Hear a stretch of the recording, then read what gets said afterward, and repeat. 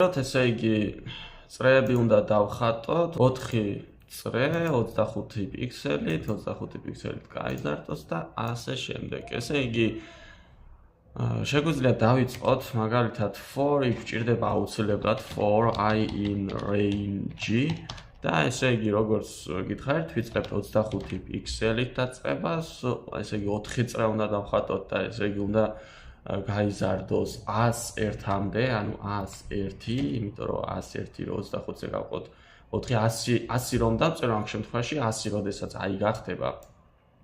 ხო, მაგ შემთხვევაში აღარ გააკეთებს 101-ს, მაგიტოვს 1 რომ 100 რო გახდება 100-ზეც გააკეთოს.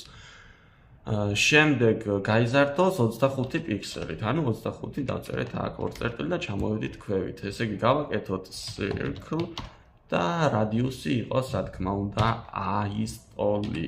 შემდეგ მოდი გავუშვათ და შევხედავთ რომ აქ გაიზარდა და გაიზარდა ასეთ წრეებს ხატავთ, მაგრამ ახლა ჩვენ ქვევით უნდა ჩამოვიდეთ, ესე იგი 25 პიქსელიან წრეს და ხატავს, მერე ქვევით უნდა ჩამოვიდეს 25 პიქსელით, მერე კიდე ქვევით უნდა ჩამოვიდეს 25 პიქსელით და ასე შემდეგ.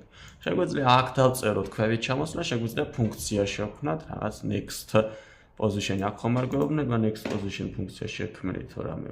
მაშინ აქ შეგვიძლია პირდაპირ ქვევით ჩამოსვლის, ესე იგი pen-up-ი გვინდა აუცილებლად რომ კალამი აიღოს, შემდეგ მობრუნდეს მარჯვნივ 90 გრადუსით, ჩამოვიდეს ქვევით, ანუ forward-ი, ანუ წინ წავიდეს ამ შემთხვევაში, იმიტომ რომ ქვევით ჩამოვიდეს ქვევით იყურება და წინ წავიდეს forward-ი 25 პიქსელით და შემდეგ გვინდა left-ი 90 გრადუსით, ისევ რომ მობრუნდეს იმ მხარეს, რა მხარესაც იყურება, როდესაც პირველი წრე დახატა და აუცილებლად pen down-ი.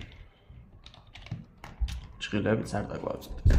და clear runs დავაჭირეთ, ჩამოვედით ქვევით, მეორე, ჩამოვედით ქვევით, მესამე, ჩამოვედით ქვევით, მეოთხე და ჩამოვედით ქვევით.